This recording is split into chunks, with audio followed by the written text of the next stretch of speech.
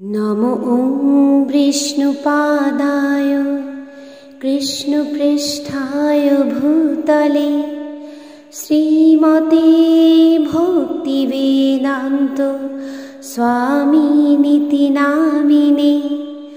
नमस्ते सरस्वती देवी गौरवाणी प्रचारिणे निर्विशेष शून्यवादी पाश्चात्यदेशतारिणे। जय श्री कृष्ण चैतन्य प्रभु नित्यानंद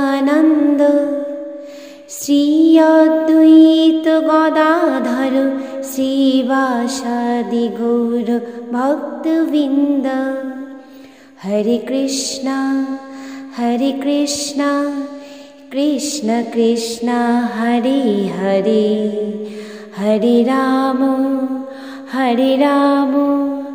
राम राम हरे हरे।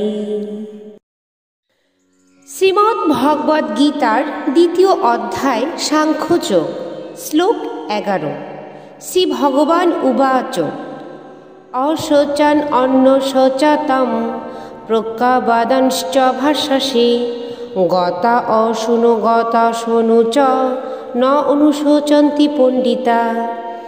অনুবাদ: পরমেশ্বর ভগবান বললেন, তুমি প্রাজ্ঞের মতো কথা বলছো, অথচ যে বিষয়ে শোক করা উচিত নয় সেই বিষয়ে শোক করছো। যারা যথার্থ পণ্ডিত তারা কখনো জীবিত অথবা মৃত কারো জন্যই শোক করেন না। শিষ্যরূপে ভগবানের কাছে আত্মসমর্পণ করা মাত্রই ভগবান আচার্যের ভূমিকা গ্রহণ করে। অর্জুনের ভুল সংশোধন করার জন্য পরোক্ষভাবে তাকে মহামূর্খ বলে শাসন করতে লাগলেন। ভগবান তাকে বললেন, তুমি প্রাজ্ঞের মতো কথা বলছো, কিন্তু প্রকৃত জ্ঞান তোমার নেই। যিনি জ্ঞানী তিনি জানেন দেহ কি ও আত্মা কি। তাই তিনি জীবিত অথবা মৃতর কোনো অবস্থাতেই দেহর জন্য শোক করেন না। পরবর্তী অধ্যায়ে ব্যাখ্যা করা হচ্ছে, প্রকৃত জ্ঞান হচ্ছে সেই জ্ঞান যা জড় দেহ ও চেতন আত্মার মধ্যে পার্থক্য নিরূপণ করে এবং পরম নিয়ন্ত্রণ ভগবানের সঙ্গে আমাদের নিত্য সম্পর্কের কথা মনে করিয়ে দেয়। অর্জুন যুক্তি দেখাচ্ছিলেন যে রাজনৈতিক অথবা সামাজিক প্রয়োজনীয়তা থেকে ধর্মীয় আচার অনুষ্ঠান অধিক গুরুত্বপূর্ণ, কিন্তু তিনি জানতেন না জড় পদার্থ আত্মা ও ভগবৎ সম্বন্ধীয় জ্ঞান ধর্মীয় আচার অনুষ্ঠান করার চাইতেও বেশি গুরুত্বপূর্ণ। আর যেহেতু সেই জ্ঞান ছিল না, তাই তার পক্ষে পাণ্ডিত্যপূর্ণ যুক্তি দেখানো অনুচিত। যেহেতু তিনি পরম জ্ঞানের অধিকারী ছিলেন না, তাই তিনি অনর্থক শোক করছিলেন। জড় দেহের জন্ম হয় এবং এক সময় না এক সময় তার বিনাশ হবেই, কিন্তু আত্মা অবিনশ্বর, তার কখনোই বিনাশ হয় না। তাই জড় দেহটি আত্মার মতো গুরুত্বপূর্ণ নয়। এই আত্মাই হচ্ছে জীবের প্রকৃত সত্তা।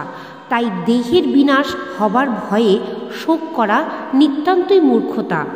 এই সত্য সম্বন্ধে যিনি অবগত তিনিই হচ্ছেন প্রকৃত জ্ঞানী এবং তিনি কোনো অবস্থাতেই জড় দেহের জন্য শোক করেন না। শ্লোক থেকে আমরা যেটা বুঝতে পারলাম সেটা হচ্ছে, এখানে ভগবান শ্রীকৃষ্ণ অর্জুনকে মহামূর্খ বলছেন, কারণ এই জগতে যা কিছু সৃষ্টি হয়েছে তা একদিন বিনাশ হবেই। আর অর্জুন এই জড় শরীরের বিনাশের জন্য শোক করছিলেন। অর্জুন এখানে শোক করছিলেন কেন? শোক করার কারণটা কি ছিল? কারণ এটাই ছিল, আমাদের অজ্ঞানতার কারণেই আমাদের শোক উৎপন্ন হয়। মানুষ অজ্ঞানতার কারণেই জড়জাগতিক প্রাণী ও পদার্থগুলিকে দুই ভাগে ভাগ করে নেয়। যখন আমাদের জ্ঞান হচ্ছে তখন থেকেই আমরা যা কিছু দেখছি বুঝছি সেগুলিকে দুই ভাগে ভাগ করছি। এক ভাগ বলছি এটা আমার, আরেকটা ভাগকে বলছি এটা আমার নয়। যেগুলোকে আমার বলে মনে করছি সেগুলোর জন্য মায়া, মমতা, কামনা, ভালোবাসা, আসক্তি এসে যাচ্ছে। আর এই মায়া, মমতা, ভালোবাসার আসক্তির জন্যই শোক, চিন্তা, ভয়, উদ্বেগ জন্মাচ্ছে। আর যেগুলোকে আমার বলে মনে করছি না, সেগুলোর জন্য কোনো মমতা আসছে না, ভালোবাসা আসছে না, আসক্তিও জন্মাচ্ছে না। সেগুলো পুড়ে যাক, ছিঁড়ে যাক, যা ইচ্ছা হয়ে যাক, তার জন্য কোনো কিছু ক্ষোভ আমাদের মনে জন্মাচ্ছে না। এই জন্যই অর্জুন যে যুক্তিগুলো দিচ্ছিলেন, সেই যুক্তিগুলোকে ভগবান বলছেন যে তোমার এইগুলি জ্ঞানীর ভাষা, কিন্তু কথাগুলি মূর্খের মতো।